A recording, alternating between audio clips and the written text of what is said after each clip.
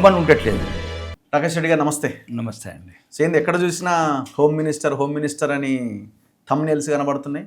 అధికారమే లేదు, ఏదో అంటారు కదా, ఆలు లేదు, ఇంకేదో లేదు, ఏదో అన్నట్టుగా ఉన్నది కదా. మరి అప్పుడు రేవంత్ రెడ్డి అన్నప్పుడు అనలేదు మీ మీడియా? ఎప్పుడు రేవంత్ రెడ్డి ముఖ్యమంత్రి అయితే అన్నప్పుడు ఎందుకు అడగలేదు మీరు అందరూ? ఎవరినైనా అడగాల్సిందే కదా. అంటే రేవంత్ రెడ్డి మీడియాని మేనేజ్ చేస్తాడు అన్నట్లా. మేము సామాన్యులం మీలాగానే. సామాన్యులని ఆ రకంగా మా కళలని సపోర్ట్ చేయకపోతే ఓకే, ఉన్న వాళ్ళు ఎట్లా సపోర్ట్ చేయరు సామాన్యుల కళలకు. ఓకే, కాబట్టి రాజకీయాలలో ఏదో ఒక పెట్టుకోవాలి, టార్గెట్ పెట్టుకోవాలి, దాన్ని రీచ్ కావడానికి ప్రయత్నం చేయాలి. కానీ ఏదైనా సరే ప్రజాస్వామ్యంలో ప్రజల ఆశీర్వాదమే ఫైనల్ గోల్. అంతే కదా. కాబట్టి ప్రజల ఆశీర్వాదంతో ఎట్లన్నా ఈ తెలంగాణ రాష్ట్రంలో మేము మళ్ళీ భారతీయ జనతా పార్టీ ప్రభుత్వం ఏర్పాటు చేసి దాంట్లో భారతీయ జనతా పార్టీ నన్ను ఆదరించి నాకు హోమ్ మినిస్టర్ ఇవ్వాలా, శాసనసభ్యులు ఉంచాలా, పార్టీ నిర్ణయం అది. ఓకే, సో మీకు ఎందుకు ఆ హోంమంత్రి కావాలని ఆ టార్గెట్ పెట్టుకున్నారు? అంటే ఎవరినన్నా లోపలేయాలి సపరేట్గానే ఆలోచన అని ఉందా? లోపల వేయాలని ఏం లేదు, కానీ లోపల ఉన్న వాళ్ళని బయటికి తీసుకురావాలని చాలామంది నన్ను ఉంది. లోపల ఉన్న వాళ్ళని బయటికి తీసుకురావాలి ఎవరిని? అంటే చాలామంది అమాయకులని అక్రమంగా కేసులు పెట్టి, కొందరు చెడ్డ అధికారులు, కొందరు సామాన్యులని పేదవాళ్ళని రకరకాలుగా హింసించి చిన్న చిన్న కేసులకు వాళ్ళని భయపెట్టి ఏదో వాళ్ళకు ఉన్న శక్తి మేరకు కోట్లలో కొట్లాడలేరు, అన్యాయంగా కొన్ని వేల మంది జైళ్ళల్లో ఉంటున్నారు. అట్లాంటి పేదలని బయటికి తీసుకురావాలి. ఒకటి, పేదలు నిరుపేదలు సామాన్యులు జైళ్ళలో పోకుండా, అంటే చిన్న చిన్న తప్పులు ఏముంటాయండి ఊర్లలో, బొట్టు పెట్టుకుంటే అయిపోయేదానికి బొట్టు పెట్టుకునేది ఎందుకని నేను అంటాను. ఓకే, ఒకప్పుడు మా గ్రామీణ ప్రాంతాలలో ఇద్దరు తప్పు చేస్తే ఏదో హనుమన్ లెక్కి ఏదో విమానం అంటే అయిపోతుండే. అట్లాంటి వేలాది మంది డబ్బున్న వాళ్ళు తప్పించుకుంటారు. వాళ్ళకన్నీ వ్యవస్థలు ఉన్నాయి. అంతే కదా, ప్రతి వ్యవస్థ వాళ్ళకి పనిచేస్తుంది, అనుకూలంగా ఉంటుంది. వాళ్ళు బతకడం కూడా నేర్చుకున్నారు, ఏ సిస్టమ్ని ఎట్లా మేనేజ్ చేయాలి, అందరికన్నా ముందు పోలీసుల్ని ఎట్లా మేనేజ్ చేయాలి. కాబట్టి పోలీసు అధికారుల కొందరు అధికారుల వందల కోట్లు వేల కోట్లు కనబడుతున్నాయి. కాబట్టి దీంట్లో అదొక ఆ కోరిక సామాన్యులకు పేదవాళ్లకు ఉపయోగపడాలని దేవుని కోరుకుంటున్నాను. అంటే హోంమంత్రి అంటే ముఖ్యమంత్రి తనకి ఇష్టమైన వాళ్ళని, అనుకూలంగా ఉన్న వాళ్ళని, లా అండ్ ఆర్డర్ని తన అదుపులో పెట్టుకోవడానికి పెట్టుకుంటారు జనరల్గా. అంటే ఒక పెట్లాగా వాడతారు దాన్ని, మనోడు ఉన్నాడు ఏముండవా అన్నట్టు ఉంటుంది అది. సో ఇప్పటి ముఖ్యమంత్రి అయినా అసలు ఆయనైతే ఎవరికి ఇవ్వలేదు, ఆయన దగ్గరే పెట్టుకున్నాడు. పాత ముఖ్యమంత్రి అయినా, అంతకుముందు ఉమ్మడి ఆంధ్రప్రదేశ్లో ఉన్న ముఖ్యమంత్రులైనా. సో మరి మీరు ఎందుకు మీరు ఒక బానిసలాగా కాదు కదా. దేవేంద్ర గౌడ్ చేశాడు కదా ఆ టఫ్ ఉన్న వాళ్ళు అప్పటి నుంచి రాలేదు అని అనుకున్నారు అప్పుడు ముఖ్యమంత్రులు. ఓకే, అంటే ఒక్కటి దాని మీనింగ్ ల్యాండ్ ఆర్డర్ కంట్రోల్. అసలు ఏం కావాలి రాష్ట్రానికి? ఏ రాష్ట్రానికైనా ముఖ్యమంత్రికి కావాల్సింది ఏంది? ఆ రాష్ట్రం శాంతి భద్రతలు ప్రశాంతంగా ఉంటే పెట్టుబడులు రావడం కావచ్చు, లేక సామాన్య ప్రజానీకం కూడా ప్రశాంతంగా బతకాలి, వాళ్ళ లైఫ్ లీడ్ చేయాలి. ఎదిగిన అమ్మాయిలు కావచ్చు, స్టూడెంట్స్ కావచ్చు, సామాన్య గ్రామీణ ప్రాంతాలలో అన్యాయాలు లేకుండా that is law and order control. అది కంట్రోల్ చేస్తే ముఖ్యమంత్రికి ఇంకా ఈజీ కదా. ముఖ్యమంత్రికి మంచిగా సహాయపడాలనుకుంటున్నాను, ఇబ్బంది లేకుండా. సో అసలు బీజేపీ అధికారంలోకి వచ్చే అవకాశం ఉందా అన్నది పాయింట్ కదా. బీజేపీ అధికారంలోకి వస్తేనే కదా మీరు హోంమంత్రి. లేదంటే మీరన్నా ఏదైనా అధికారంలోకి వచ్చే పార్టీలోకి మీరు పోతే అక్కడ ఏమన్నా ఛాన్సెస్ కోసం ప్రయత్నం చేయొచ్చేమో. నేను హోంమంత్రి అయినాక ఏం చేస్తామని అడిగినామంటే నీకు నమ్మకం వచ్చినట్లే మా భారతీయ జనతా పార్టీ ప్రభుత్వంలోకి వస్తుందని, అధికారంలో. నేను అట్లా అంటలేను. నేను అంటే మీరు అవడానికి, మీ పార్టీ అధికారంలోకి రావడానికి అవకాశాలు ఏమున్నాయి అంటున్నా. మా పార్టీని ఇంకా నాకు తెలిసి ఈ దేశంలో ఎవరు ఆపలేరు. తెలంగాణ రాష్ట్రంలో అధికారంలో రావడానికి ఎవరు ఆపలేరా? ఎవరు ఆపలేరు. ఎందుకంటే ప్రజల అదే చెప్పబోతున్నా. తెలంగాణ ప్రజల ఆకాంక్షలు ఇటువైపు చూస్తున్నది భారతీయ జనతా పార్టీ. ఏ రాష్ట్రంలో అయినా ప్రజాస్వామ్యంలో ప్రజలే చివరి న్యాయ నిర్ణేతలు. కానీ తెచ్చుకున్న తెలంగాణ, పానాలు పోసి తెచ్చుకున్న తెలంగాణ 10 సంవత్సరాలు ఒక దొరల పాలన, గడీల పాలన, కుటుంబ పాలన చూసి తర్వాత ఏదో అబద్ధ వాగ్దానాలతో అందలం ఎక్కిన ఇప్పుడున్న ప్రస్తుత ముఖ్యమంత్రి కాంగ్రెస్ ప్రభుత్వం, అన్ని వర్గాలను మోసం చేసిన ప్రభుత్వం. ఇంకా తెలంగాణ ప్రజలు అప్పుడు ఏంటంటే పెనం మీదకి వెళ్ళి పొయ్యిలో పడ్డట్లయింది. కాబట్టి ఇంకా ఒకే ఒకటి ఈరోజు భారతదేశాన్ని అభివృద్ధి పథంలో తీసుకెళ్తున్న నరేంద్ర మోడీ గారి నాయకత్వం పట్ల, రెండోది 22 రాష్ట్రాలలో అధికారం, కనుచూపు మెరలు లేని వెస్ట్ బెంగాల్, ఇవన్నీ తెలంగాణ ప్రజల అలా కోరికకు ఒక తార్కాణంగా నిలబడ్డాయి. అంటే ఇంకా మనం ఆదరించాల్సింది ఈరోజు రాష్ట్రాన్ని బాగుపరచుకోవాలా, కుంభకోణాలు కుటుంబ పాలన లేని తెలంగాణ ఉండాలి. డబుల్ ఇంజన్ సర్కార్ ఉంటే ఈరోజు పక్కనున్న రాష్ట్రం ఆంధ్రప్రదేశ్ కావచ్చు, ఇంకా కొన్ని రకంగా ఎక్కువ నిధులు తెచ్చుకొని ఈ రాష్ట్రాన్ని అభివృద్ధి పథంలో తీసుకోవచ్చని తెలంగాణ ప్రజలు కోరుకుంటారు. అసలు మీ పార్టీ హైకమాండ్కి మీకు అంటే మీకంటే రాకేష్ రెడ్డి గారు అంటే మీ నాయకులు, మీ పార్టీ రాష్ట్ర నాయకత్వానికి కానీ మీ పార్టీ హైకమాండ్కి కానీ అసలు తెలంగాణలో అధికారంలోకి రావాలనే ఆలోచన ఉందా? ఎవరో ఒకరు వస్తారు, మన సీట్లు మన ఎంపీ సీట్లు మనకు వస్తే చాలు అని అనుకునే ఆలోచనతో ఉన్నారా?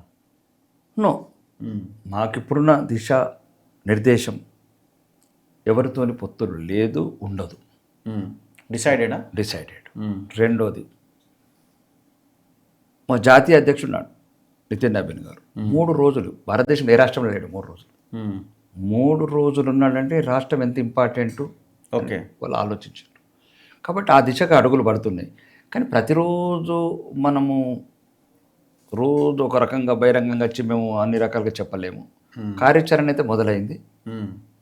ఇక నుంచి ఏదైతే ఇప్పుడు ఈ మధ్యన మేము రైతు కోసా, బీజేపీ భరోసా, సింగరేణి లాంటి అక్రమాల మీద, లేదు ఇంకా కొన్ని సంఘటనల మీద, ఫీజు రీంబర్స్మెంట్ మీద, రెండోది ఈ ఎంప్లాయీస్ బకాయిల మీద, ప్రతిదాని మీద పోరాడుతున్నాం. ఇంకా రానున్న రోజులలో ప్రజాక్షేత్రంలో ఉండి మాకు పార్టీ నిర్దేశం మీద నిరంతరం ప్రజల్లో ఉండాలి, ప్రజాక్షేత్రంలో ఉండాలి. అసలు ఫోకస్ ఉందా తెలంగాణ మీద? పార్టీ అనుకుంటుందా అధికారంలోకి రావాలి ఇక్కడ అని? ఇవన్నీ వెస్ట్ బెంగాల్లో ఎగ్జాంపుల్ చెప్తున్నారు కదా, వెస్ట్ బెంగాల్ మీద పెట్టిన ఫోకస్ ఇక్కడ పెడుతున్నారా? అంటే వెస్ట్ బెంగాల్లో పెట్టాల్సిన పరిస్థితి తీవ్రంగా ఉండే అప్పుడు. రెండోది చివరి 6 నెలలు ఎక్కువ పెట్టారు. ఇంకా 2.5 సంవత్సరాలు ఉంది ఇక్కడ. మాకేంటంటే ఇది ఫామ్ హౌస్ పార్టీ అనుకున్నారు. ఆయన ఫామ్ హౌస్ పార్టీ 2 రాష్ట్రాలకు పరిమితమైన ఇటలీ కాంగ్రెస్ అనుకున్నారు. ఓకే, కాబట్టి ఇది భారతదేశాన్ని కాంగ్రెస్ విముక్త భారత్ చేయాలనుకున్న పార్టీ. 22 రాష్ట్రాలలో సంపూర్ణంగా నిర్మూలించిన మా పార్టీ. ఇంకా రానున్న రోజుల్లో కొద్దిగా పంజాబ్లో అక్కడక్కడ ఇంకా 4-5 రాష్ట్రాలు ఉన్నాయి ఈ సంవత్సరం. అక్కడ కాంగ్రెస్ 1-2 అవి కూడా క్లీన్ చేస్తాం. నెక్స్ట్ మళ్ళీ కర్ణాటక, తెలంగాణ క్లీన్ చేస్తే ఇప్పుడు తెలంగాణలో ఎవరితో మీకు పోటీ ఉంటుంది? ఎవరు మీకు ప్రత్యర్థిగా మీరు భావిస్తారు బేసిక్గా? అంటే జనరల్గా రాకేష్ రెడ్డికి కాదు, పార్టీ ఐడియాలజీ, పార్టీ లైన్ ఏందో? కాంగ్రెసేనా? అసలు మేము బీఆర్ఎస్ని ఉనికిలో కూడా తీసుకుంటాం. అంటే ఇప్పుడు ఈ 2 పార్టీలో ఫస్ట్ ఉండొద్దు అనుకున్న పార్టీ ఏది? కాంగ్రెసా? బీఆర్ఎస్ మేము ఉండమని ఉండట్లేదు, మేము ఉండాలని కోరుకుని ఉండట్లేదు. ఎందుకంటే వాళ్ళే అవన్నీ మంచం ఏమంటారు 4 స్తంభాలలో ఒకటి వీక్కపోయింది.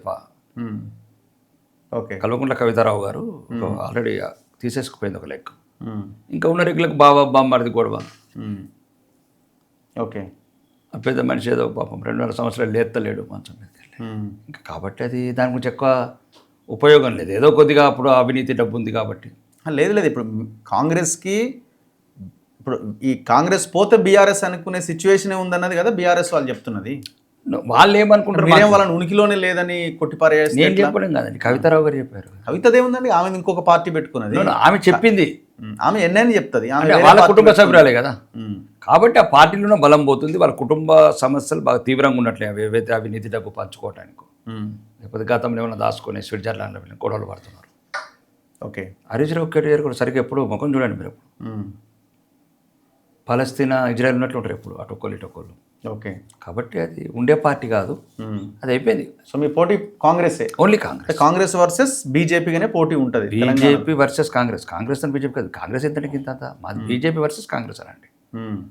కాంగ్రెస్ వర్సెస్ బీజేపీ అంటే కాంగ్రెస్ పెద్ద పార్టీ అవుతుంది. అంటే మొన్న కేటీఆర్ అన్నాడు మాకు బీజేపీకి మధ్య పోటీ ఉంది, కాంగ్రెస్ 3rd పొజిషన్లో ఉంది అని ఒక స్టేట్మెంట్ ఇచ్చిండు మొన్న. నేను కేటీఆర్ గారిని అది ఎందుకంటే కవితారావు గారు అంటే ఆమె అంటే పెద్ద తెలది కేటీఆర్ కంట చూడు. నేను కూడా అంటే మా నిజామాబాద్ ఆడబిడ్డనే కాబట్టి కేటీఆర్కు పెద్ద తెలదని నేను కూడా అనుకుంటున్నా. ఆమె అన్నది కాబట్టి తెలియదు ఆయనకి, అంటే రాజకీయమే తెలియదా? ఆమె అంటది కదా పెద్ద తెలది ఆయనకు.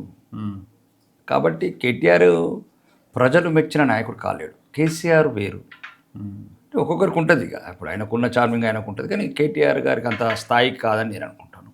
ఓకే, ఆయన పార్టీ వర్కింగ్ ప్రెసిడెంట్ ఏమైనా చెప్పుకోవచ్చు, ఏమైనా అనుకోవచ్చు, కానీ మేము మాత్రం ఆ పార్టీని ఉనికిలో భావించట్లేదు. మా పోరాటం అంతా కాంగ్రెస్ మీదనే.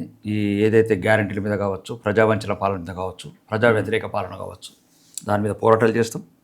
తెలంగాణ ప్రజలు ఏదైతే ఆకాంక్షలు ఆత్మాభిమానం ఉన్నదో, ఆత్మగౌరవం ఉందో దానివైపు అడుగులేస్తూ ప్రజాక్షేత్రంలో నిలిచి గెలుస్తాం. సో ఇప్పుడు మీ పార్టీ ఇక్కడ గెలవాలి అంటే తెలంగాణ అస్తిత్వము, తెలంగాణ వాదం అనే లైన్ కూడా ఒకటి తీసుకోవాల్సిన అవసరం ఉంది.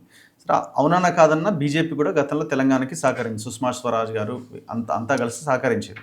కానీ ఆ లైన్ నుంచి డీవియేట్ అయిపోయి ఒక వెస్ట్ బెంగాల్లో ఉన్న ఒక వాతావరణం, లేకపోతే ఒక ఉత్తరప్రదేశ్లో చేసే ఒక రాజకీయం తెలంగాణలో చేద్దాం అనుకుంటున్నారు అని ఒక ఆ లైన్ బీజేపీని దెబ్బ కొడుతున్నది అంటున్నారు.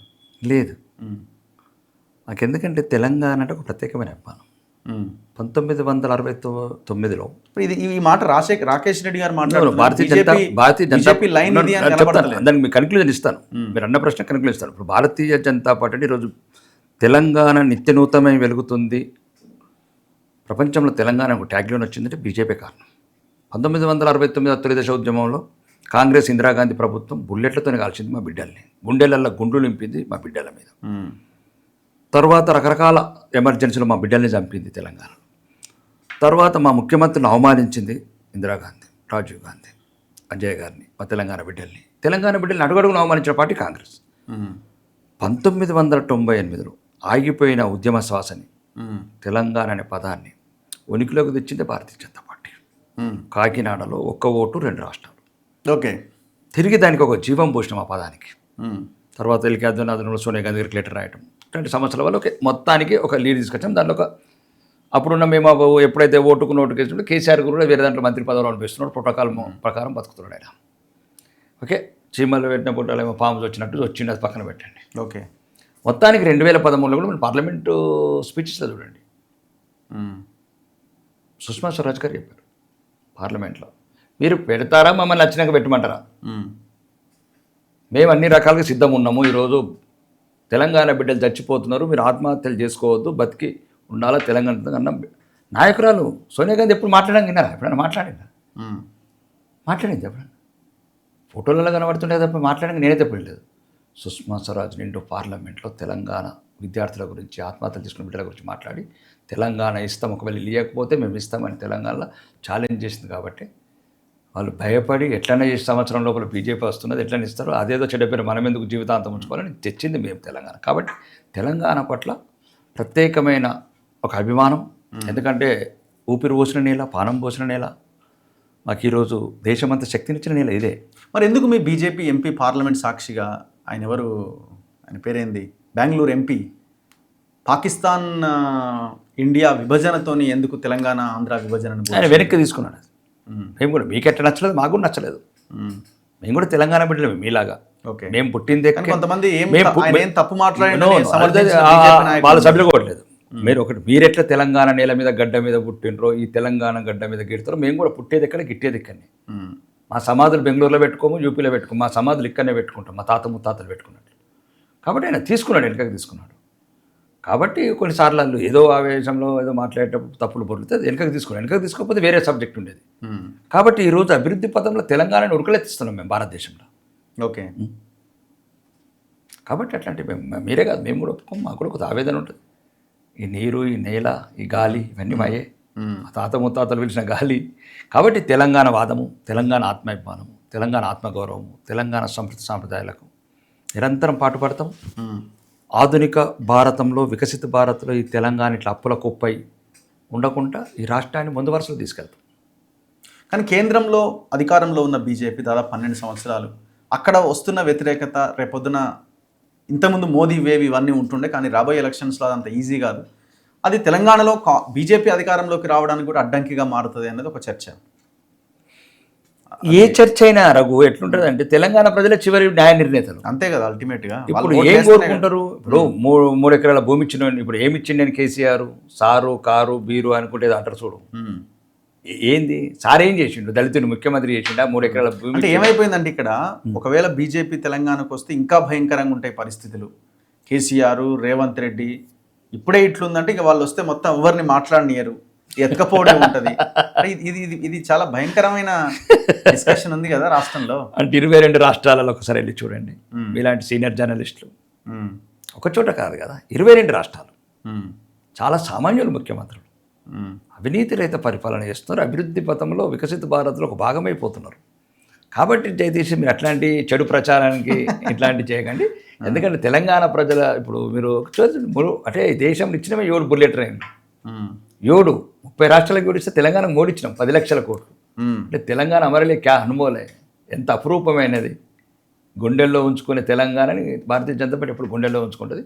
ఇక్కడ రీజనల్ రింగ్ రోడ్ కావచ్చు, ఇప్పుడు కొత్తగా చెప్తున్నాను 10 లక్షల కోట్లు బుల్లెట్ రైన్లు. ఉమ్. అసలు DPR is over now. Okay. నిన్నగాక మొన్న 7,600 కోట్లు ఉత్తర తెలంగాణ, ఏది ఆర్మూర్ జగిత్యాల మంచిర్యాల. రెండోది కాకతీయ టెక్స్టైల్ కావచ్చు, జైరాబాద్ ఇండస్ట్రియల్ కారిడార్ కావచ్చు, కాజిపేట కోచ్ ఫ్యాక్టరీ కావచ్చు, సమ్మక్క సాక గిరిజన యూనివర్సిటీ కావచ్చు, బేగం మన సికింద్రాబాద్ లాంటి ఆధునిక వసతులతో ఎయిర్పోర్ట్ల కట్టే. కాబట్టి దయచేసి తెలంగాణలో ఈరోజు వరకు ఈరోజు కూడా ఇప్పుడే ఈరోజు మీ దగ్గరనే చూశాను ఈనాడులో 8,300 ఇల్లు ఈరోజు కూడా శాంక్షన్. ఉమ్. ఈరోజు ఇంకా 120 కోట్లు ఇస్తే ఇంకా 60 కోట్లే వాడుకున్నారు. ప్రధానమంత్రి ఏది ఇందిరామీలు వాళ్ళ పేరు పెట్టుకుని ఇందిరామీలు కాదు, మా ఇల్లు అది, మా బీజేపీలో అవన్నీ. ఉమ్. ఈ రోజు కూడా కేంద్ర ప్రభుత్వం నోటీస్ ఇచ్చింది, ఒరే బాబు మీకు 125 కోట్లు ఇచ్చిన మా 60 ఖర్చు పెట్టి 60 ఖర్చు పెట్టినారు. ఇల్లేదో అబద్ధాల మాటలు నమ్మకుండా రేవంత్ రెడ్డి మాటలు నమ్మినట్లు అది పట్టుకున్నాం. ఏం చెప్పింది దీముగా నేను చూసిన అది. కాబట్టి ఇప్పుడు కాదు కదా, ఇప్పుడు రేవంత్ రెడ్డి ఏమీ రాలేదు తెలంగాణకి అంటున్నాడు కదా. కిషన్ రెడ్డికి లేఖల మీద లేఖలు రాస్తున్నాడు. మెట్రో విషయంలో అడ్డుకుంటున్నారు, ఫ్యూచర్ సిటీ విషయంలో ఇబ్బందులు ఎదురవుతున్నాయి, రీజనల్ రింగ్ రోడ్ పైసలు ఇస్తలేరు. సో ఇవన్నీ సమస్యలన్నీ అట్లే ఉన్నాయి. మోదీ వచ్చి మోరీ తీస్తాడా ఇక్కడ? సో మోదీతో ఏం అవసరం ఉంది? మోరైతే తీయడు. ఆ. ఈ రాష్ట్రాన్ని ఏదైతే ఈ దుర్మార్గులు అప్పుల పాలు చేసినారో 2 ప్రభుత్వాలు, ఆ. మిగులు బడ్జెట్న రాష్ట్రాన్ని అప్పుల కుప్ప చేసినారు. ఒక రకమైన కొద్దిగా అడ్మినిస్ట్రేషన్ వ్యవస్థను కూడా మొత్తం నాశనం చేసినారు. చివరికి రిటైర్డ్ అయిన ఉద్యోగులకు వాళ్ళ బెనిఫిట్స్ కూడా ఇచ్చేది, పిల్లలకు ఫీజు రియంబర్స్మెంట్ లేని పరిస్థితి. ఓకే. చివరికి కనీసం ప్రాణాలు కోల్పోయి ఉద్యోగాలు వస్తున్న యువకులకు ఉద్యోగాలు ఇవ్వలేని రాష్ట్రం. అవినీతి, కుటుంబ పాలన, 4 అన్నదమ్ములకు 4 వైపులా పంచించడం తప్ప. 4 అన్నదమ్ముల అదే మొత్తం ఈస్ట్ వెస్ట్ సౌత్ నార్త్. అప్పుడే కుటుంబ పాలన అన్నట్టు ఇప్పుడు తిరుపతి రెడ్డికి ఈస్టు, కొండల రెడ్డికి నార్త్, కృష్ణారెడ్డికి ఇటు, జగదీష్ రెడ్డికి 4 వైపులా పంచేసిండు. ఎవరు? రేవంత్ రెడ్డా? రేవంత్ రెడ్డి.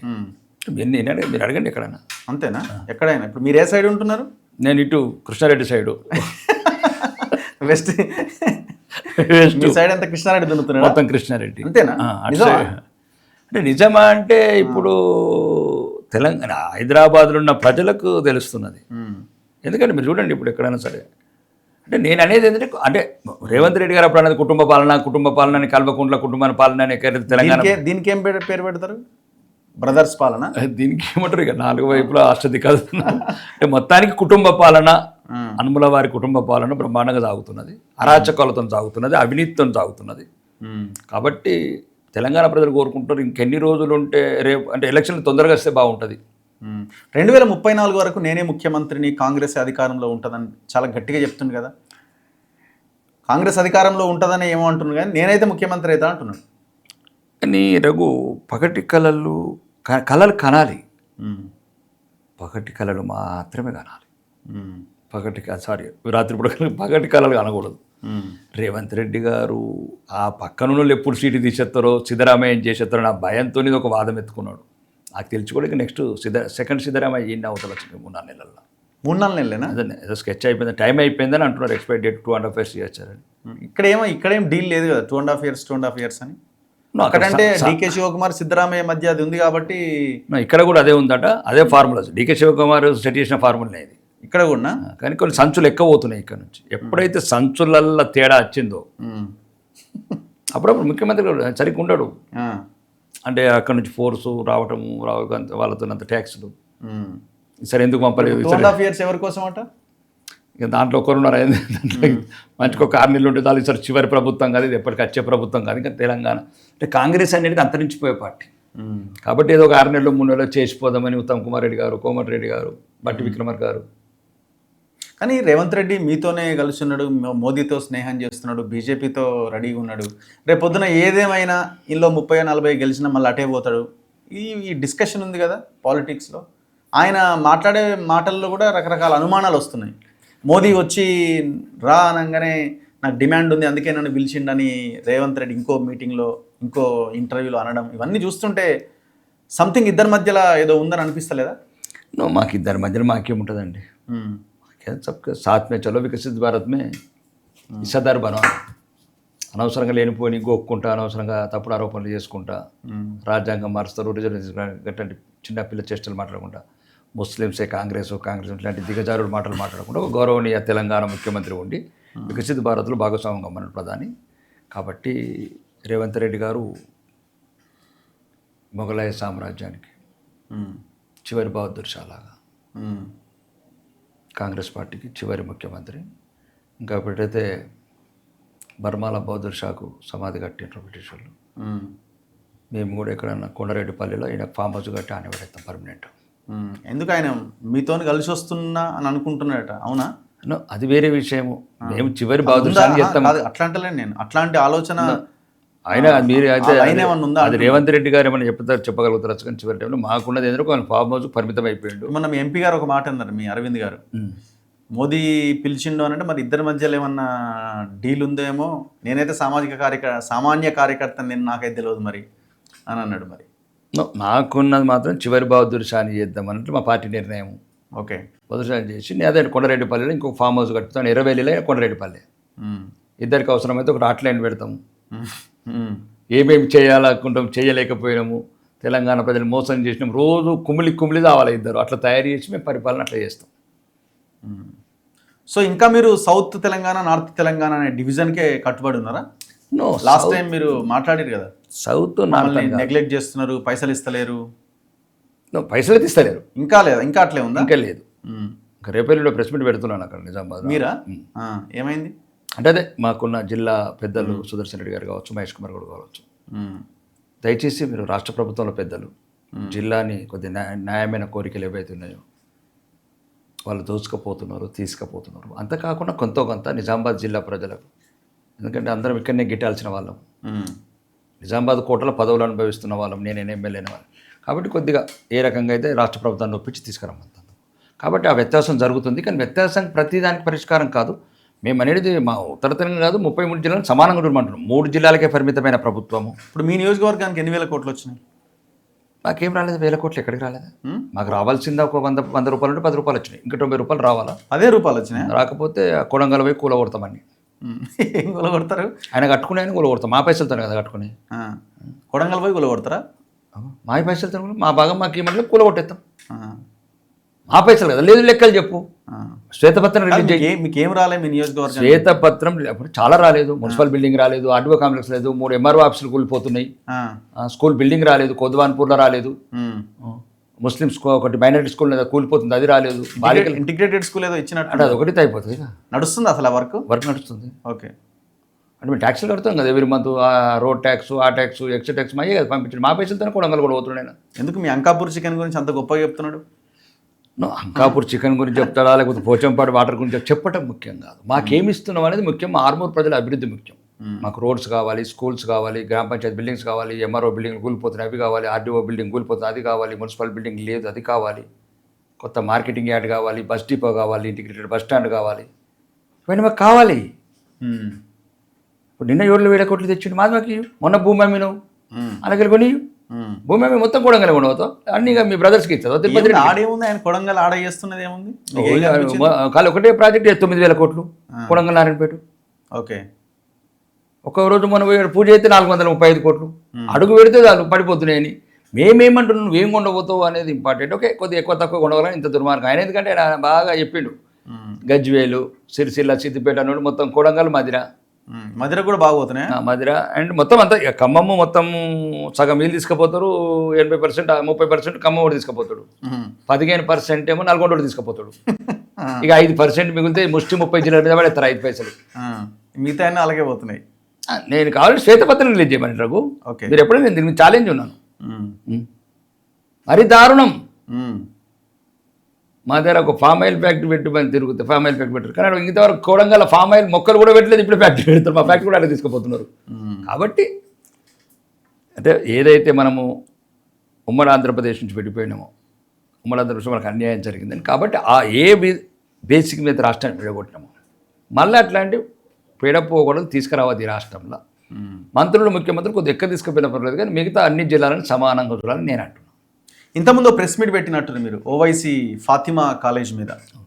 సో ఆ ఫాతిమా కాలేజ్ని బేస్ చేసుకుని రేపు పొద్దున GHMC కానీ ఇంకే ఎలక్షన్స్ అయినా జరుగుతాయా? రౌండప్ అదే ఉన్నట్టుంది కదా? నో, ఫస్ట్ ఫాతిమా కాలేజ్ పెట్టడానికి ఎందుకంటే 2-3 రోజుల కింద అక్బరుద్దీన్ గారు ఒక భయపెట్టే స్టేట్మెంట్ ఇచ్చాడు, స్పీచ్. ఏం కూలగొడితే 100 కడతాం అన్నాడు. కూలగొట్టమని కోర్టులకు భయపెట్టడం, ప్రభుత్వాన్ని హెచ్చరించడం, అధికారులను బెదిరించడం. కోర్టు స్టే ఇచ్చినట్టుంది. అది దేనికి కేసు? ఈ బెంచ్ వేరు, ఆ బెంచ్ వేరు. సింగిల్ బెంచ్ లో నడుస్తుంది, ఇంకో సింగిల్ బెంచ్. అది సింగిల్ బెంచ్, ఇది సింగిల్ బెంచ్. ఓకే అంటే ఓకే, ఎట్లైనా లా బారిస్టర్ చదివిన కావాలి కాబట్టి ఇద్దరు అన్నదమ్ములు కోర్టులను ఎట్లా వాడుకుంటారో మళ్ళీ బెదిరియాలంటే బయటకు వచ్చి. అంటే అది కాలేజ్ పర్మిషన్ కూడా లేనట్టుంది. పర్మిషన్ లేదు, చెరువులో కట్టి ఏం లేదు. అదే మేము అన్నది ఏంటంటే ప్రభుత్వాన్ని ఇప్పుడు కూడా 6-7 నెలల నుంచి కోర్టుకు అడుగుతున్నది ఇన్ఫర్మేషన్, వివరాలు, ఆల్ డిపార్ట్మెంట్స్ని, ఇరిగేషన్ కావచ్చు, ఎడ్యుకేషన్ కావచ్చు, ఇంకా మున్సిపల్ కావచ్చు, ఏం పర్మిషన్ ఇచ్చారు, ఏమేమి ఇంతవరకు ఏది ఇవ్వట్లేదు. ఓకే, రేవంత్ రెడ్డి ఎట్లన్నా హిట్లర్ అన్నాడు కదా హైడ్రాలో, హిట్లరా పిట్లరా, లేకపోతే హిందువులకే హిట్లర్ అవుతావా నువ్వు? పేద హిందువులకు హిట్లర్ ఆయన ఏదో అన్నాడు కదా, హైడ్రా అంటే నేను పెట్టిందే, నాకు హిట్లర్ అంటే ఇష్టం. మీ నిజామాబాద్లో కూడా నిడ్రానా ఏదో తీసుకొస్తాను కదా. ఆయన నిడ్రా లేదు, ఇంకా పడలేదు, కానీ అంటే ఆయన అన్నాడు కాబట్టి అక్బరుద్దీన్ అట్లా మాట్లాడకు అని చెప్పారు. రానున్న రోజుల్లో, ఎందుకంటే ఇంకా మా ప్రభుత్వం వస్తున్నది ఇప్పటి నుంచి కొద్దిగా కూల్ కంట్రోల్గా. ఇన్ని రోజులు దమ్కి దేకే దడకాకే బడకాకే కుచ్ క్యా కియా కియావుగా. నువ్వు కట్టాలనుకుంటే 10 కాకపోతే 100 కట్టు, కానీ కబ్జా చేసిన చెరువులలో కట్టకు. కబ్జానే కానీ మేము ఏదో మానవతా దృక్పథంతో వదిలేసినామని రంగనాథ్ ఏదో అంటుండే కదా ఆ మధ్య. నువ్వు రంగనాథ్ గారు కూడా అదే చెప్పాము, మానవతా దృక్పథం అందరి మీద చూపి, వాళ్ళు ఒక్కరి మీదనే చూపించే అవసరం లేదు కదా. వాళ్ళైతే లక్షల కోట్లు ఉన్నవాళ్ళు, వేలాది ఎకరాలు ఉన్న వాళ్ళు. నువ్వు మామూలు సామాన్యుల 30 గజాల కూర్చి నువ్వు కోర్టుకు ఇంతవరకు 100 కౌంటర్లు ఇచ్చిన నేను కోర్టుకు ఇన్ఫర్మేషన్ ఇచ్చే అవసరం లేదు, నా చట్టం ఇట్లా అని చెప్తుంది, నువ్వు చెప్పినాడు. మరి అన్ని కోర్టు చెప్పిన దాని దగ్గరికి ఎందుకు పోతారు అని రంగనాథ్ గారిని అడిగాం. అక్బరుద్దీన్ గారికి చెప్పాం, మళ్ళీ మిగతాది కూడా మళ్ళీ కబ్జా చేసి కట్టకు. ఓకే, సొంత భూములు వేరే దగ్గర దాంట్లో కట్టు తప్ప, నువ్వు 100 కట్టకపోతే 1000 కట్టు, మేము కూడా సహకరిస్తాం. భారత రాజ్యాంగం ప్రకారం చట్ట పరిధిలో ఏమున్నా పర్మిషన్లు తీసుకొని కట్టని చెప్పినాం. లేకపోతే మా ప్రభుత్వం వచ్చినాక చట్టపరమైన ఏం చేస్తారు, ఏం చేయాలన్నది మీ డిమాండ్. ఇప్పుడు ఆ కాలేజీని ఏం చేయాలా? స్కూలా కాలేజ్? అది ఫాతిమా కాలేజు, స్కూల్, ఏం చేయాలన్నది మీ డిమాండ్ ఏంది? మీ పార్టీ డిమాండ్ చాలా ఉన్నాయి. ఇప్పుడు భూమిలో పెద్ద బిల్డింగే కూడా ఒకటి పెద్ద పని ఏం చేస్తారు? కూలగొట్టమని అడుగుతున్నారు, అంతే కదా. కూలగొట్టు, అందరినీ కూలగొట్టు, లేకపోతే వాళ్ళు ఎందుకు కూలగొడుతున్నారు? మీరు రఘు ఇప్పుడు ఎంతసేపు అయినది కూలగొట్టుతున్న గురించే మాట్లాడతారు తప్ప, మరి వేలాది మంది పేదవాళ్ళకి కూలగొడుతుంది దాని గురించి ఎందుకు మాట్లాడరు? తప్పే కదా, కూలగొట్టద్దు. మరి కూలగొట్టకు. ఇప్పుడు వేలాది మంది పేదలు, మధ్యతరగతి వాళ్ళు, రెక్కాడితే డొక్కాడని వాళ్ళు 30 గజాల గుడిసెలు వేసుకుంటే కూలగొడుతున్నారు. పెద్ద పెద్ద స్టేట్మెంట్ ఇస్తున్నాడు రంగనాథ్ గారు. నేను పుట్టిన ఈ చెరువులను కాపాడు, మరి ఈ ఆ చెరువు ఎందుకు కాపాడరు? ఉన్నవాడికి ఒక చట్టము, లేనివాడికి ఒక చట్టం ఎందుకని అడుగుతున్నాము. కాబట్టి ఇది ఆ హైదరాబాద్ ప్రజలు కూడా తెలుసుకోవాలా, ఎట్లా కూలగొడతారో చూద్దామంటే. నేను ఏ చట్టాలను పట్టించుకుని భవిష్యత్తులో సరిగ్గా బుద్ధి చెప్పండి ఇట్లాంటి ఎలక్షన్లు వచ్చినప్పుడు. లేకపోతే హైదరాబాద్ నగరాన్ని ఏ రకంగా అల్లకల్లోలం చేస్తారో అతను పాత స్టేట్మెంట్లను బట్టి, దాన్ని బట్టి ఏదైతే వ్యతిరేకంగా మాటలు ఉంటాయో. కాబట్టి చెప్పినాం, చదువుకున్న వాళ్ళు 6 సార్లు సీనియర్ ఎమ్మెల్యే అయినా, ఇంగ్లీష్ మీడియం చదివి, ఆ మీడియం చదివి, అన్ని రంగాల మీద అవగాహన ఉంది, అన్ని చట్టాల మీద అవగాహన ఉంది. మీరు తప్పు చేయకూడదు, మీరే స్వచ్ఛందంగా అది కూలగొట్టేసుకోండి. లేదు ముస్లింల పెద్ద పిల్లలు, హిందువుల పెద్ద పిల్లలు. మీరు ఎందుకు అక్కడ ఒక ధర్నా కానీ లేకపోతే ఇంకేదైనా ఎజిటేషన్ కానీ చేసే ప్రయత్నం చేయరు? ఇప్పుడు ఇల్లు, సామాన్యుల ఇల్లు కూలగొడుతున్నారు, మేము కూడా పోతున్నాం అక్కడికి. ఎందుకు? సరే అది కబ్జా అయినా ఇంకోటైనా అమ్మినోడి మీద కేసు పెట్టాలా, పర్మిషన్ ఇచ్చిన అధికారుల మీద కేసు పెట్టాలి? అమ్మినోడి మీద కేసు పెట్టరు, అధికారుల మీద కేసులు పెట్టరు, కొనుక్కున్నోడి మీద పెడతారు. కొనుక్కున్నోడి మీద కేసు పెడతారు, వాడిని ఇల్లు కూడా కొడతారు. సో ఇప్పుడు మీరు అక్కడికి వెళ్ళి మీరు అడుగుతున్నారు కదా, మరి ఇక్కడికి వెళ్ళి ఎందుకు అడుగుతలేరు మీరు? మేము అదే భయపడుతున్నారు. ఏం భయపడమని లేకపోతే మరి ఇంతవరకు మీరు అక్కడ ప్రపంచాన్ని మీరు అక్కడికి పోయామని హెజిటేషన్? మేము ప్రజాస్వామ్యంగానే అన్ని చేస్తాం తప్ప. ఇప్పుడు హైకోర్టులో ఉంది మ్యాటర్, హైకోర్టుకు సహకరించమంటున్నాం రంగనాథ్ గారిని. పేదోళ్ళ ఇల్లు కూలగొట్టి పేదోళ్ళ బతుకులు నాశనం చేసి కౌంటర్ చేయలే, వేయలేదు, జిహెచ్ఎం చేయలేదు, ఏ ఎడ్యుకేషన్ డిపార్ట్మెంట్ వేయలేదు. ఇవాళ వేరే కోర్టులతో కూడా వేరే అధికారి చేసి ప్రభుత్వ అడుగుతాడు, అసలు ఇది కేసు అర్హతలకే తీసుకోవద్దు అంటున్నాడు, డైరెక్ట్ తీసేసేయమంటున్నాడు ఇలా వచ్చినది ఏదో కేసు విషయంలో. కాబట్టి అన్ని రకాలుగా అనుమతులు ఉల్లంఘించి అన్ని ఉల్లంఘన చేసి కట్టినారు. కాబట్టి ఇంతకుముందు రంగనాథ్ గారే చెప్పారు ఏదో మీడియాలో, మేము 2 years బ్యాక్, ఇది విద్యా సంవత్సరం మధ్యలో ఉంది కాబట్టి పిల్లల చదువు పాడుగా, ఫస్ట్ స్టేట్మెంట్ అదే చెప్తున్నాను. అప్పటి నుంచి 3 విద్యా సంవత్సరాలు అయిపోయినాయి రంగనాథ్ గారు. దీనికి చెప్పండి, లేదంటే వేరే కూలగొట్టుడు ఆపండి, పేదలీళ్ళు కూలగొట్టుడు ఆపండి కదా. నీ హైడ్రా అక్కడ పనిచేసి ఇక్కడ ఎట్లా పనిచేస్తుంది? ఉమ్. పేదోడి మీద గుండెలు అలిసినట్లు ఎడుతున్నారు. కాబట్టి దీన్ని ఖండిస్తున్నాము. వీలైన తొందరలో హైకోర్టుకి ఏదైతే మొత్తం ఇన్ఫర్మేషన్ ఇచ్చి దాన్ని ఏ రకంగా అయితే అక్రమంగా ఉంటే ఉల్లంఘన ఉంటే తీసేయమంటున్నాం. ఉమ్. లేదు ఉమ్. అప్పటి వరకు మీకు తొలి ముట్టకి ఇక మీకు చేత కాదు కదా. ఉమ్. ఓకే. హిందువులకు ఒక చట్టం, ముస్లింలకు ఒక చట్టం, ఇదేంటండి ఇంక కూడా ఉంటే దాంట్లో పేద ముస్లింలు కూడా ఉన్నారు. ఉమ్.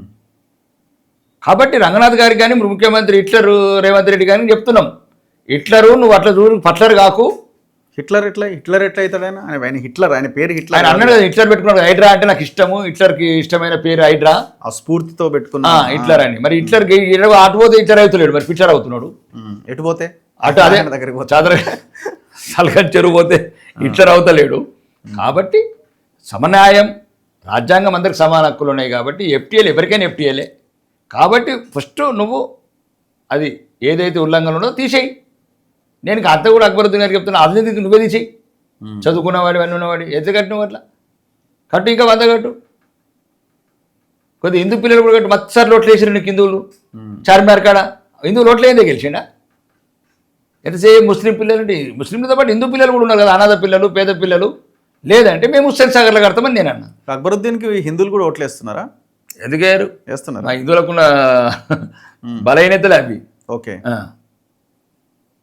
చాలా చోట్ల ఎత్తారు. అంటే నేను అనేది ఏంటంటే, అంటే ఏదైతే అతను అన్న మాట మీదకి వెళ్ళి అన్నాను, ముస్లింల పిల్లలు అంటే ఇప్పుడు హిందువుల పిల్లలు కూడా నీకు ఓట్లు వేసారు, పేద పిల్లలు దాంట్లో కూడా ఉన్నారు, 100లో ఇది ఒకటి కట్టు అని. 99 నీకు కట్టుకున్నా కానీ ఎక్కడ కట్టుకున్నా కబ్జాలు చేసి కట్టుకోకు. డబ్బులు ఎట్లా ఉన్నాయి కొన్ని కట్టు, కొన్ని నికాలు తెద్దండి కొన్ని. అంటే అదేం మాటలండి? అంటే మాకు మొత్తం చట్టం లేకపోతే ఒక ఆర్డర్ చేయించుకో ఐక్యరాజ్య సమితి నుంచి, నాకు భారతదేశంలో చట్టాలు వర్తించాయి, పాత బస్తీ వరకు మేము చెప్పింది కరెక్ట్ కాదు కదా. కాబట్టి ఈరోజు దాని మీద కంపల్సరీ కఠినమైన చర్యలు తీసుకోవాలా, చట్టం అందరికి సమానమని చెప్పాలని ప్రభుత్వాన్ని డిమాండ్ చేశాం. సో ఈయన మాజీ మంత్రి బీఆర్ఎస్ నాయకుడు మల్లారెడ్డి మీ పార్టీలోకి వస్తుందని అంటున్నారు, ఏమన్నా అందులో ఏమైనా వాస్తవం ఉందా? ఆయన కూడా ఏదో బీఆర్ఎస్ కొంత దూరంగా ఉన్నా అనే ఒక స్టేట్మెంట్ ఎక్కడో ఏదో బర్త్డే కేక్ కట్ చేస్తూ చెప్తున్నట్టున్నాడు. వచ్చే అవకాశం ఉందా ఏమన్నా? ఇప్పుడు వాళ్ళ కోడలు కొంత మీ పార్టీ ఆఫీస్లో కొంత హల్చల్ హడావుడి చేసినట్టుంది ఒకరోజు, ఏదో సంథింగ్. ఆమె కొద్దిగా భారతీయ సంస్కృతి ఎక్కువ ప్రోగ్రామ్స్ ఇస్తుంది, భక్తి మీద దాని మీద కొద్దిగా ఏదో. ఓకే. దేశం అంటే బాగా గాఢమైన అభిమానం ఉన్నట్లది. దేశం అంటే గాఢమైన అభిమానం ఉన్న వ్యక్తులకు రావాల్సింది భారతీయ జనతా పార్టీ. ఓకే.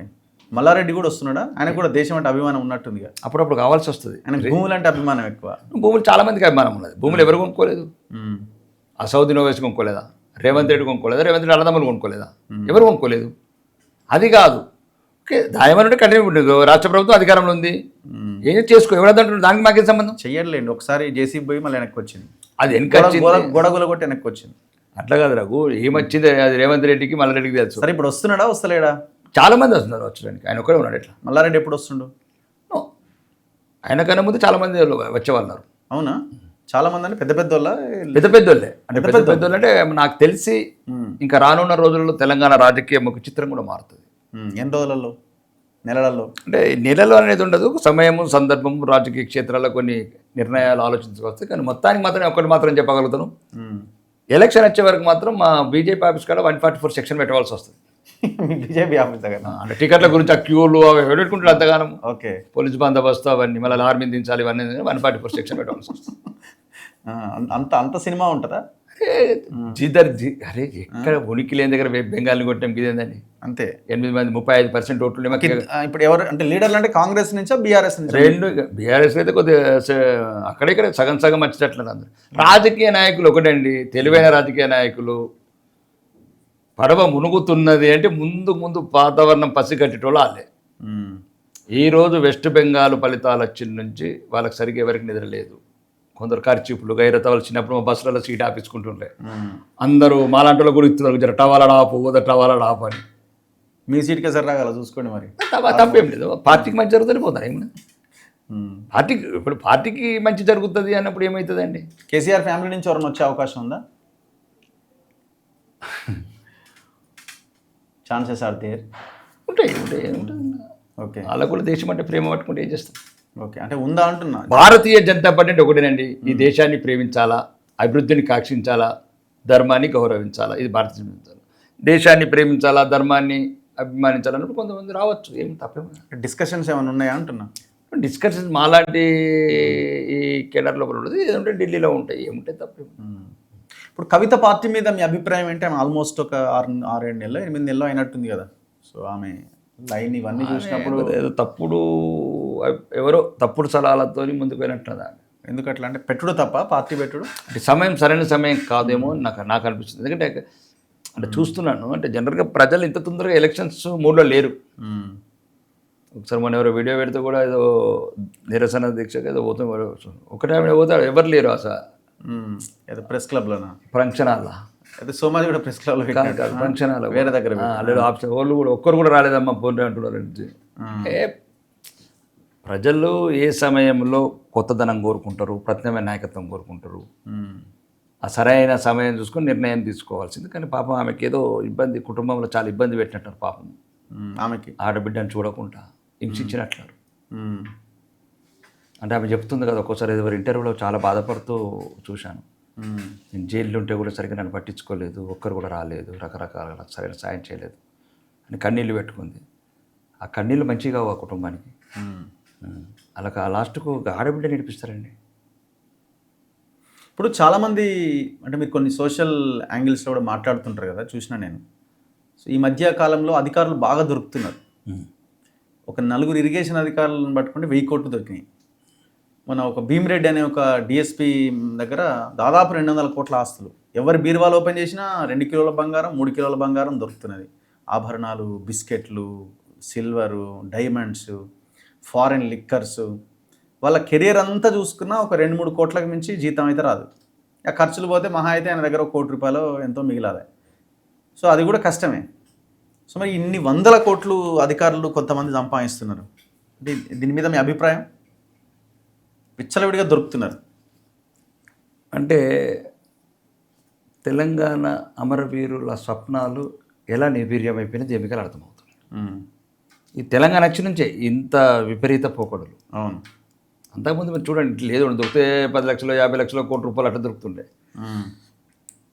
కానీ 2 ప్రభుత్వాలు చేయంది మాత్రం ఈరోజు ఒక డిపార్ట్మెంట్ చేసింది. పాపం 12 సంవత్సరాల నుంచి కష్టపడుతున్నారు. 10 ఏళ్ళు ఆయన కష్టపడ్డాడు ఫామ్ హౌస్లో వన్ ఆయన. ఈ 2.5 సంవత్సరాలకి కొడంగల్ ఆయన కష్టపడ్డాడు బంగారు తెలంగాణ అని. కానీ ఆ బంగారు తెలంగాణ ఏసీబీ డిపార్ట్మెంట్ మాత్రం బంగారు తెలంగాణ చూపిస్తున్నది. ఎవరింట్లో ఇప్పిన బంగారమే. ఆహా, ఇది రియల్ బంగారు తెలంగాణ, కొందరి గురించి తెచ్చుకున్న బంగారు తెలంగాణ. కాబట్టి ఇట్లాంటి వాళ్ళు చూసుకున్న మంచి అధికారులు కూడా కొంత తలదించుకుంటున్నారు. అంటే నిజాయితీ పరులు, ఇప్పుడు మొత్తం అవినీతి పరులు ఉండరు కదా ఇట్లా 100 కోట్లు, ఏదో పాపం మంచి అధికారులు చాలామంది ఉంటారు. వాళ్ళు కూడా బయటకు వస్తే వాళ్ళని కూడా డౌట్గా చూస్తున్నారు, ఈ ఇంట్లో ఎన్ని 100 కోట్లు ఉన్నాయని. మనం ఒక అధికారి చెప్పి బాధపడుతున్నాడు. పిల్లలకు సంబంధాలు కూడా సరిగ్గా ఎందుకు సార్ అంటే, ఎప్పుడు చూసినా 100 కోట్లు అడుగుతున్నాడు. ఏమైందంటే, ఏమైంది సార్ మీకు భలేవారు ఉన్నారు, ఎవరింట్లో దొరికిన 200 కోట్లు దొరుకుతున్నాయి, మీరు ఒక 100 కోట్లు ఇవ్వలేరా అంటున్నారు. జీవితం అంతా సర్వీస్ చేసినా కానీ అది 1 కోటి రూపాయలు లేవు. అంటే ఇట్లాంటి చర్యల వల్ల ప్రభుత్వం కుమ్మక్కైన అధికారులే ఎవరైనా అంతే. కాబట్టి నిజాయితీ పరుల అధికారులు తలదించుకునే పరిస్థితి ఈ తెలంగాణ రాష్ట్రంలో. దీన్ని అంతా అరికట్టాల్సిన అవసరం. ఇట్లాంటి ఆఫీస్కి వెళ్తే లంచమే ఇక అంతే. అంటే మనిషి వచ్చిండి ఎదురుగా నిలబడ్డాడంటే ఏమి ఇస్తాడు అనేది ఇక అట్లా తయారైపోయింది. ఆల్ డిపార్ట్మెంట్స్ అంటే ఆల్ డిపార్ట్మెంట్స్ కొందరు అధికారులు, అందరు కాదు. మళ్ళీ చెప్తున్నాను, ఇట్లాంటి 10% ఉన్నా కానీ ఇప్పుడు 5 లక్షల మంది అండి. 5 లక్షలు అంటే 5,20,000 మంది ఉన్నారు గవర్నమెంట్. 50,000 మందికి మంచికి 200 కోట్లు అంటే తెలంగాణ అప్పంతా సరిపోతుంది. అంతే కదా. ఇంకా రాజకీయ నాయకులను కూడా పెట్టలేదు చట్టం. ఇప్పుడు మరి రాజకీయ నాయకులు ఇప్పుడు అధికారం నడిపించేదంతా మంత్రులు, అవును, లీడర్లే కదా. వీడు సంపాదించండి, వీనికి డబుల్ సంపాదించారు కదా వాడు. ఆ డబ్బులు ఏంటంటే 2,000 కోట్లు ఆయన మీద ఏం రైట్స్ ఉండవు. చేయాలి, చట్టం చేయాలి, చేయాలి చట్టాలు అయితే. లేకపోతే మొత్తానికి తెలంగాణ తెచ్చుకున్న తెలంగాణకు అర్థం లేకుండా ఉంటుంది. త్యాగాలు చేసిన అమరవీరుల స్వప్నాలకు మీనింగ్ లేకుండా ఉంటుంది. కాబట్టి దీని మీద ఏదో ఒక రకంగా తెలంగాణ ప్రజలు మరో ఉద్యమం చేయాల్సిన అవసరం ఉంది. చదువుకున్న బిడ్డలకు ఉద్యోగాలు లేక, అన్నపూర్ణ క్యాంటీన్ల కాడ 5 రూపాయలు అన్నం తిని రక్తం అమ్ముకునే నిరుద్యోగుల ఉసురు ఇలా జరగాలని కోరుకుంటారు. అవినీతి అధికారులకు ఇట్లా 100 కోట్లు అక్రమంగా దోచుకుని. మీకు కూడా ఎదురవుతుంటాయి కదా ఇట్లాంటి మాట వినని అధికారులు రోజు ఎదుర్కొంటాం. రోజు ఎదుర్కొంటారు. వాళ్ళకంతా ఇదే, వాళ్ళ యాటిట్యూడ్ ఎట్లుంటుంది? ఇదే 300 కోట్లు, కూతురు పేరు మీద 100 కోట్లు, అల్లుడి పేరు మీద 100 కోట్లు, వీడెంత ఎమ్మెల్యే, వీడెంత మంత్రి, ఎంత చెప్పినా అంతే వసూలు వాళ్ళకి ఉద్యోగం పోయినా పెద్ద ఫరక్ పడదు పోదు. పోదు. వాడికి ఒక కులం ఉంటుంది, వాడు ఏమంటే ఒక మంత్రి ఉంటాడు, ఉమ్. వాడికి అన్నీ నేర్చుకున్నాడు. ఇప్పుడు మొత్తం 2014 నుంచి ఏవైతే మొత్తము ఏసీబీ కేసులు మ్యాక్సిమం 500 కేసులు అట్లనే పెండింగ్ ఉన్నాయి కోర్టులో, ఇంతవరకు ఛార్జ్ షీట్ సబ్మిట్ చేయాలి. నిన్న కూడా ఆయన అరెస్ట్ చేయలే, ఫస్ట్ వదిలేసిరు, నోటీస్ ఇచ్చి ఏదో హెల్త్ బాగాలంటే అంటే వ్యక్తుల గురించి మాట్లాడతలేను కానీ మొత్తానికి మొత్తం భ్రష్టు పట్టింది తెలంగాణ. మళ్ళీ 1200 మంది బతికొచ్చి ఇలా పని పట్టాలని చూస్తున్నా, లేకపోతే మీదికి వెళ్ళని ఇలా శక్తి ఉంటే ఇలా కాల్చిపడేయాలని చూస్తున్నా అక్కడి నుంచే. ఎందుకంటే మరి దారుణం విస్తరించింది అవినీతి, మామూలు అవినీతి కాదు. ఒక ఎమ్మెల్యే శాసనసభ్యుడిగా చెప్తున్నా, నేను ఒక శాసనసభ్యుడిగా 100 సార్లు ఇబ్బంది పడుతున్నా. నేనే ఎన్నోసార్లు చెప్తున్నా, నాలాంటి ఏ శాసనసభ్యుడికి లేకపోతే తెలంగాణ ప్రజలను కాల్చుకు తింటారు అమాయకుల్ని. దాని రిజల్టే బంగారు తెలంగాణ బాక్సులల్లా, ఉద్యోగుల ఇళ్ళల్లా. కాబట్టి ఇందులో కఠినమైన చర్యలు తీసుకోవాలా, ఇట్లాంటి ఏమైనా ఉంటే రికవరీ చేసి ఆ తెలంగాణ బాకీ కట్టేయాలా. ఆ భూములు కూడా అమ్మద్దు, భవిష్యత్ తరాలకు మనకి వచ్చి ఆ భూములు అమ్ముకుని ఎందుకు వీళ్ళ దగ్గర మంచిగా ఒకటి వీళ్ళ దగ్గర తీసుకుని కబ్జా అయిన భూములు అటే పోయినాయి, మళ్ళీ కొత్తవి అమ్ముతున్నారు, అవి అటే పోయినాయి. ఆ కబ్జా అయిన అటే పోతున్నాయి, ఇంకా కబ్జాలు అవుతూనే ఉన్నాయి. ఇవన్నీ మొత్తం ఒక టీం అటు, ఒక టీం ఇటు, ఒక టీం ఇటు. అందరు మంత్రులంతా మంచి పంచుకున్నారు, 18 భాగాలు చేసుకున్నారు.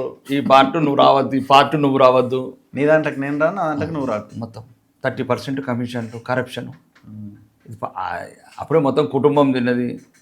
అంటే ఇప్పుడు ఏ పార్టీ వాటా ఆ పార్టీకి ఉందండి. సరే రాకేష్ రెడ్డికి లేకపోవచ్చు కానీ గ్రౌండ్లో ఆల్ పార్టీస్ ఆర్ కొల్యూడ్.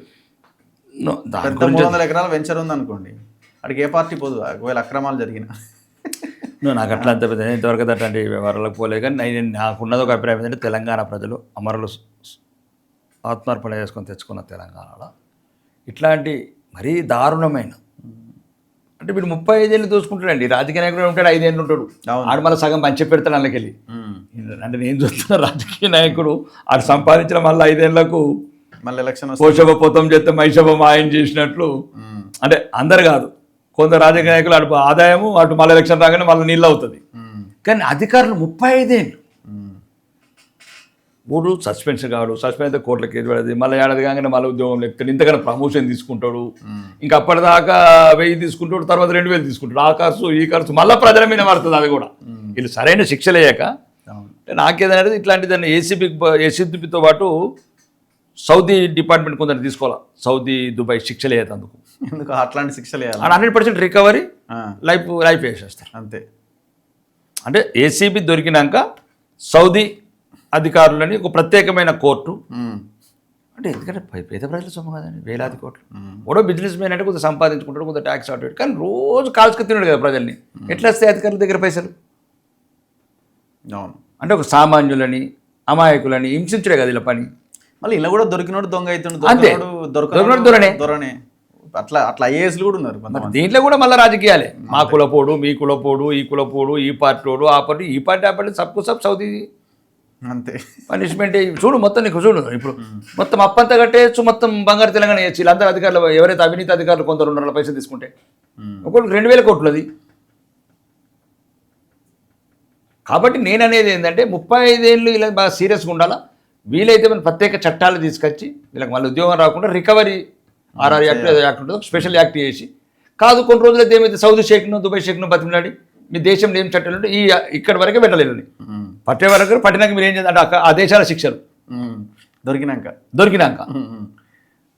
లేకపోతే మళ్ళీ కోర్టుకు వచ్చి మా తాతది ఉన్నది, మా ముత్తాత ఉన్నది, బ్రిటిష్ కింద మా తాత రాజబౌద్ధులు పనిచేసినట్టు ఒక్కొక్కడు.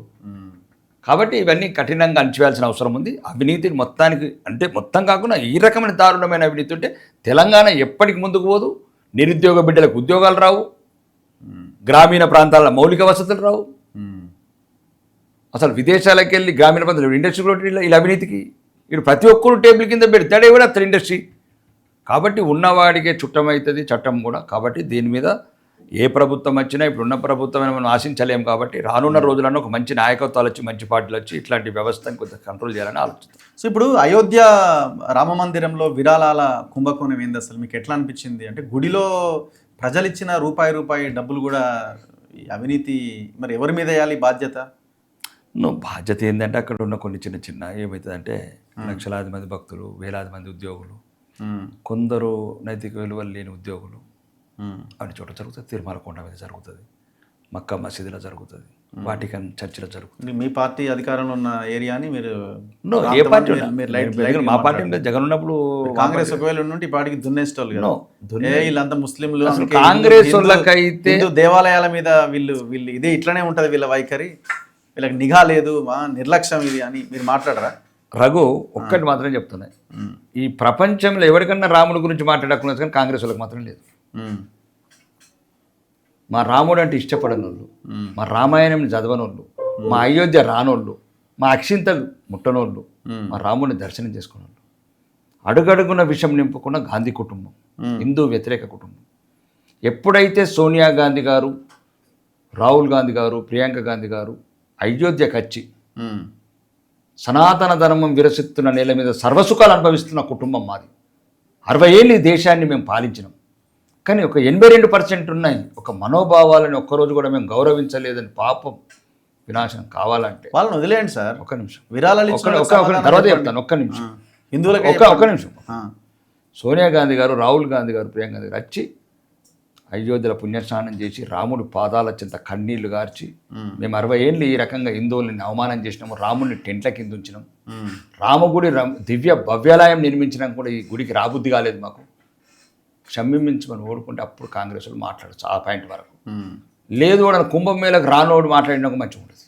66 కోట్ల మంది ఓడు మా ధర్మం పట్ల రైట్, మేము తప్పులు ఒప్పుకుంటున్నాం, ఇక్కడ జరుగుతున్న సరిదిద్దుకుంటాం, వేసినాం సిట్ మేము, అధికారులు మార్చినాం మేము. ప్రధానమంత్రి ఇంతవరకు రెస్పాండ్ కాలేదు. అరే ప్రధానమంత్రి దో కరోడ్ కా బాత్ హై, ప్రధానమంత్రి క్యా ప్రపంచ నాయకుడు. అరే అది దివ్య భవ్య మందిరంలో జరిగిన అవినీతి కదండి అది. దివ్య భవ్య మందిరాలు ఎప్పుడు జరుగుతుంది, ఇప్పుడు తర్వాత కూడా జరుగుతుంది, కంట్రోల్ చేయాలా. కానీ 25 మంది అడ్వకేట్ ఎట్లా పెడతారంటే సుప్రీంకోర్టులో కాంగ్రెస్ వాళ్ళు, రాముడు వద్దు, రాముడు గుడి వద్దు, అయోధ్య వద్దు, బాబరీ మసీదు ఉండాలని వీళ్ళు అమ్మ మాట్లాడేది. కాంగ్రెస్ 25 మంది అడ్వకేట్లు పెట్టినారు సుప్రీంకోర్టులో పార్టీ తరఫున నుంచి. వీళ్ళు అమ్మకు రాముడి గురించి చెప్పేది, అయోధ్య గురించి మాట్లాడేది. ఎవరండి బాబర్ గారు? దురక్రమణదారుడు, ఆక్రమణదారుడు, ఈ దేశ సంపదను కొల్లగొట్టడానికి వచ్చినోడు, ఈ ధర్మానికి మూల పురుషుడు, సనాతన ధర్మంలో ఒక అభిమానించండి ఒక దేవుని పట్ల ఇంత వ్యతిరేకత ఉంటుందా? ఏం కొబ్బరి మునిగిని అన్నీ మరి తింటారు, అన్నీ చర్చిలలో కోతారు, తప్పేం లేదు. మరి మేమేమన్నా ఏం చేసినాం? సోనియా గాంధీకి మేమేం పాపం చేసినాం? ఇలా కుటుంబం నైరుకి ఇత్తిమి ప్రధానమంత్రి, ఇందిరాగాంధీకి ఇత్తిమి ప్రధానమంత్రి, రాజీవ్ గాంధీకి ఇత్తిమి ప్రధానమంత్రి, రాహుల్ గాంధీ, సోనియా గాంధీ 10 ఏళ్ళు యూపీఏ ప్రభుత్వంలో. అప్పుడు ఎట్లున్నాయో హిందువుల జీవితాలు ఇప్పుడు కూడా అట్లనే ఉన్నాయి. ఏమున్నాయి? అప్పుడు ఏమున్నాయి? మార్పు ఏముంది? అరే హిందువులు ఏంటంటే ఏందో తల ఎత్తుకోవడం, మీరు జీవితాల్లో ఏమైనా మార్పు? 25 కోట్ల మీరు అభివృద్ధి మాట్లాడుతుంది, ఇప్పటిదాకా ధర్మం మాట్లాడండి, మా అభివృద్ధి చెప్తున్నాం. 57 కోట్ల మందికి ముద్రా లోన్స్ ఇచ్చినాం, 16 కోట్ల మందికి జల్ మిషన్ కింద స్వచ్ఛ నీరు ఇచ్చినాం, 12 కోట్ల మంది సామాన్యులకు, పేదలకు 5 లక్షల గ్రామాలలో శౌచాలయాలు నిర్మించినాం, 11 కోట్ల మందికి ఉజ్వల గ్యాస్ కనెక్షన్లు ఇచ్చినాం, 81 కోట్ల మందికి గరీబ్ ప్రధానమంత్రి గరీబ్ అన్నదాన్ కార్యక్రమం 81 కోట్ల మందికి రేషన్ ఇచ్చాం, 43,50,000 కోట్ల ఈరోజు ఇన్ఫ్రా, వందే భారత్ కావచ్చు, అమృత్ భారత్ కావచ్చు, ఒకరోజు ఆధునిక భారతం 79 లక్షల కోట్లు విదేశీ ఎగుమతులు, 12 లక్షల కోట్ల బెనిఫిట్స్ ఇచ్చిన ఎంప్లాయీస్. బడ్జెట్ పెరుగుతుంటది, ఏదో ఒక కార్యక్రమం బడ్జెట్ అవినీతి లేదు, ప్రతి ప్రభుత్వం ఏదో కార్యక్రమం మంచి ప్రభుత్వం ఏదో చేస్తారు కదా. రైట్, కుటుంబ పాలన లేని, కుంభకోణాల పాలన లేని భారతదేశాన్ని సృష్టించాం. ఈరోజు దేశాన్ని ఇనుప సంఖ్యలలో ఒక భద్రంగా ఉంచినాం. जिसका दबाव उसको जवाब दे रहे, मुंह तोड़ के जवाब दे रहे, घर में घुस के मार रहे.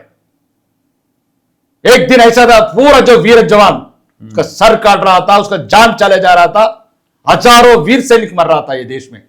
आज एक बता अभिनंदन देश को 1 घंटे के अंदर हिलाया. जो अभिनंदन को लाना बोले तो लाना है देश में. ऑपरेशन सिंदूर करना बोले तो करना. ये देश अलग है. जब का भारत अलग है, अब का भारत अलग है.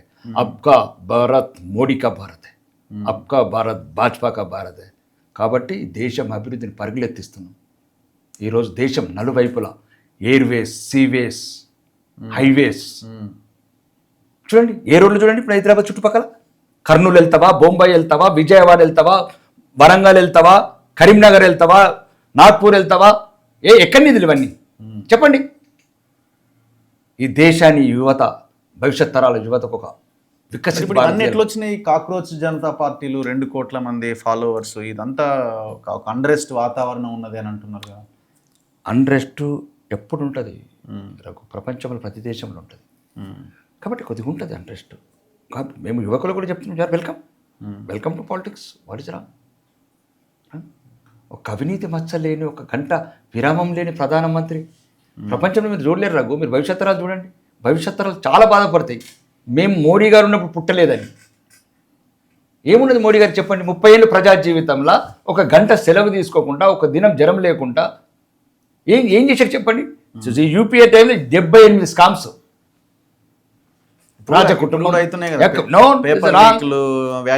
పేపర్ లీక్ చెప్పామండి. కొంత కింది స్థాయిలో దిగజారిన వ్యవస్థ జరుగుతుంది. దాన్ని మార్బిన్ పెట్టి కంట్రోల్ చేసి నీటి చేసాం. రాలేదు, మరి ఎందుకు లీకాలేదు? జరుగుతుంది దేశంలో కొన్ని చిన్న చిన్న జరుగుతుంది. కానీ అవినీతి ఒకసారి చెప్పండి దయచేసి. మనం మాట్లాడుకోవడానికి ఉండొచ్చు. ఈరోజు మేము చేసిన ప్రతిదీ అంకెలతో చెప్తున్నామండి. 51 కోట్ల మందికి ముద్రా లోన్స్ ఇచ్చామంటే, 58 కోట్ల మందికి జన్ధన్ ఖాతాలు పెట్టినామండి. ఈ దేశం అన్ని రంగాలలో ఎందుకండి 3,14,00,000 crores యూపీఐ పేమెంట్స్. ఏందండి దేశం ఎట్లా తయారు చేసాం? 18 లైన్లు అయిపోయినండి. ఢిల్లీ టు మీరు ప్రపంచంలో ఎక్కడ లేదు. యూరప్ వెళ్ళు, అమెరికా వెళ్ళు, ఆస్ట్రేలియా వెళ్ళు. ఈరోజు ఒక మధ్యతరగతి కావచ్చు, సామాన్య తరగతి కావచ్చు, పేదవాళ్ళు కావచ్చు, పేదవాళ్ళకి ఏం చేయండి? సుమారు 60 కోట్ల మందికి ఈరోజు మంచి గ్యాసు, మంచి వాటరు, ఈరోజు ఉచిత రేషను. కాబట్టి దయచేసి ఈరోజు ఆయుష్మాన్ భారత్. ఓకే. కాబట్టి దయచేసి అభివృద్ధి మేము, ఎందుకంటే మీరు మాట్లాడతారు కాబట్టి ధర్మం గురించి మాట్లాడతారు తప్ప అసలు అభివృద్ధి మా మెయిన్ ఎజెండా ఏందండి? ఈరోజు 370 ఆర్టికల్ ఎవరన్నారండి? 370 ఆర్టికల్ రక్త తీరులు వాడతాయన్నారు. ఇంత హడావుడి కాదు కాదు. ఇప్పుడు ఆ రాష్ట్రంలో ఈ రాష్ట్రంలో ఎంపీలను గుంజుకోవడం ఎందుకు? ఆ పార్టీలను చీల్చడం ఎందుకు? ఇంత అవసరమే ఉంది మరి? మొత్తం మీ వైపే జనం ఉన్నారు, మీరే డెవలప్ ఎవరు చేయలేదు. టీఎంసీలోంచి 20 మందిని లాగి సైడ్ చేస్తారు. వాళ్ళు 15 ఉద్ధవ్ ఠాక్రే నుంచి 66 మందిని లాగి సైడ్ చేస్తారు. ఉద్ధవ్ ఠాక్రే ఎట్లా వస్తుందండి? ఎవరండి వాళ్ళ ఫాదర్? బాల్ ఠాక్రే గారు. Ball Thackeray is icon of the Hindu.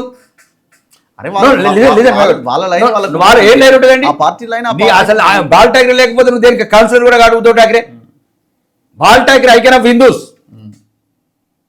Zero India. అందుకని లాగిరా? నో, మెయిన్ లాగడం కాదు. నువ్వు ఎట్లా కలుపుతావు? అరే ఆయన ఎందుకు కలిసినామని క్వశ్చన్ చేయండి. కానీ ఆయన పార్టీ ఎంపీలని మీరు లాగడం మేము రాలేదండి. వాళ్ళు ఇంకో శివసేన ఉన్నది. అదే ఏకనాథ్ షిండే ఏదైతే బాల్ ఠాక్రే సిద్ధాంతాలతో నడిచే పార్టీ పోయినరాళ్ళు.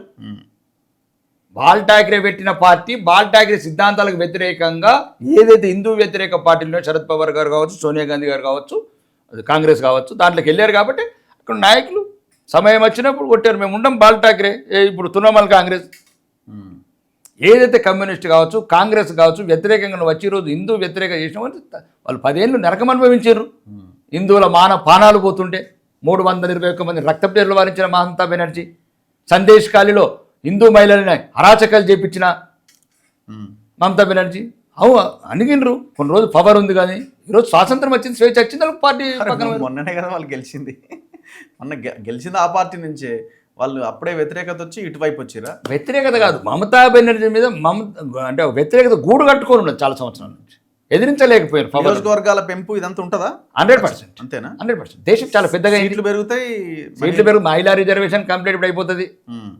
సబ్ కుछ जो मोदी जो దానికోసమే ఇదంతా. మోడీ जो बोलता है तो करता है, మోడీ అయితే సో ఏదైనా చేయగలుగుతారు మీరు. బరాబర్. ఏదైనా అంటే దేశ ప్రజల హితం, భారతదేశ సార్వభౌమాధికారం, విశ్వఖ్యాతి, మీ అధికారం కోసం. మా అధికారం భారతదేశం మెజార్టీ ప్రజలు, అభివృద్ధి కోరుకుతున్న ప్రజలు, ఈ దేశాన్ని ప్రపంచంలో ఒక నిలువెట్టు విశ్వఖ్యాతిని నిలబెట్టిన ఒక నాయకత్వం వైపు ప్రజలు ఆకర్షితం అవుతున్నారు. Anyway, thank you very much Rakesh Reddy గారు. ధన్యవాదాలు. Thank you. ఇది ఆర్మూర్ ఎమ్మెల్యే రాకేష్ రెడ్డి గారితో స్పెషల్ ఇంటర్వ్యూ. చూస్తూనే ఉండండి మన తొలి వెలుగు. ధన్యవాదాలు.